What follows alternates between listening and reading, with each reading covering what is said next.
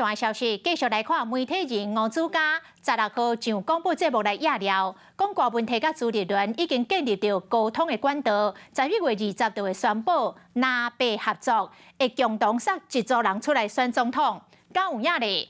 郭文摕今仔日接受到广播节目的专访，主持人甲问这条，郭文摕是无啥三无长，呛讲莫怪吴子嘉定防甲告。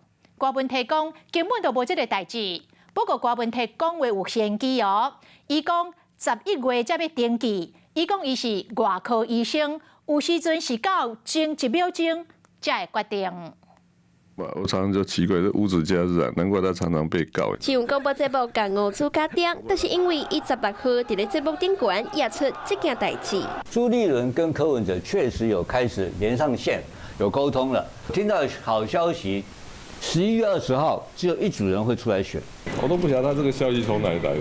我猜了哦，现在我啦，不管是我或朱立伦，一定转过头去问幕僚说，这个消息从哪里来的？这个谣言和郭文摕无啥，也毋过南北敢有法度合作。郭文摕的回应嘛，引发大家猜想。好像最后登记是11月，对不对？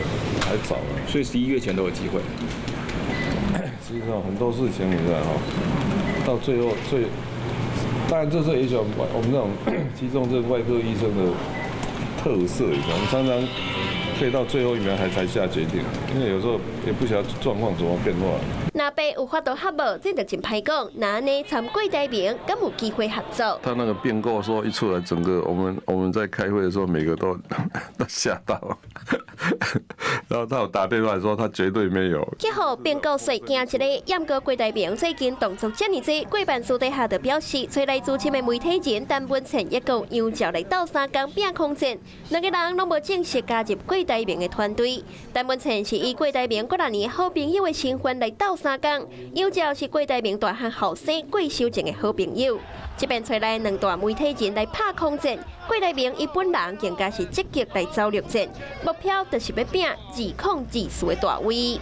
嗨，我是庄宇杰，想要看到更多的新闻内容吗？赶快订阅华视新闻的 YouTube 频道，并且开启小铃铛，跟着宇杰一起看新闻吧。